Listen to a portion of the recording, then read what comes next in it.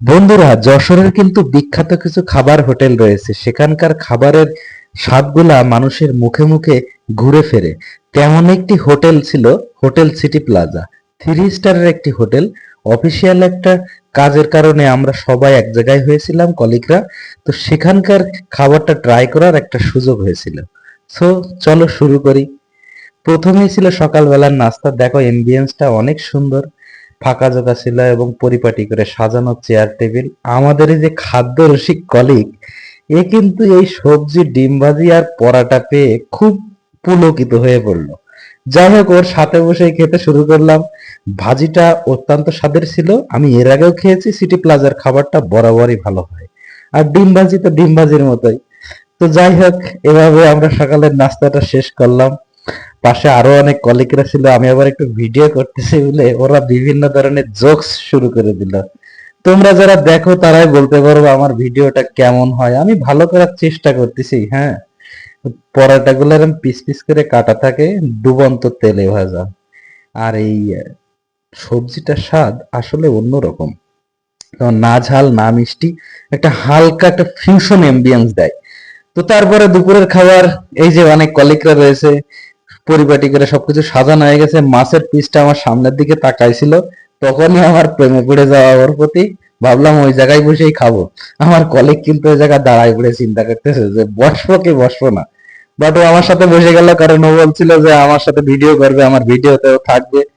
তো দেখো, এই যে আমার কলিগ আমাকে প্লেটে বেড়ে দিল সবজিটা। আর অ্যাজ ইউজুয়াল স্বাদ সবজির, কি বলবো আর। আর মাছের পেটিটা আমার হাতেই ছিল। এই যে দুর্দান্ত রুই মাছের পেটি। মাছটা সর্বনিম্ন 7 থেকে 8 কেজি ওজন হবে। এই যে ভাঙার পরে বুঝতে পারলাম ভিতরে একটা তেলের একটা টেক্সচার রয়েছে, আর অনেক সফট ছিল এবং টাটকা যে নদীর মাছের স্বাদ, এটা পাওয়া গেছে। মাছের পেটি ছিল। মাছের পেটিটা যখন আমি হাত দিয়ে নিয়ে মুখে দিলাম, মাছের পেটিতে একটা মিষ্টি স্বাদ। এটা নদীর মাছ হলেই একমাত্র পাওয়া যায়। তো ভালো লাগলো খাইতে, একটা সুন্দর বাইট দিলাম এই পেটি আর এই ভাত দিয়ে। তো এরপরে কি করা, এরপরে অ্যাজ ইউজুয়াল চলে আসলো। একদম সেটা বলার অপেক্ষায় আছি, আবার না বলেও পারতেছি না। দুর্দান্ত রেয়াজি খাসির মাংস, হ্যাঁ। 2 পিস করে মাটন আমাদেরকে খাওয়ানো হয়েছিল।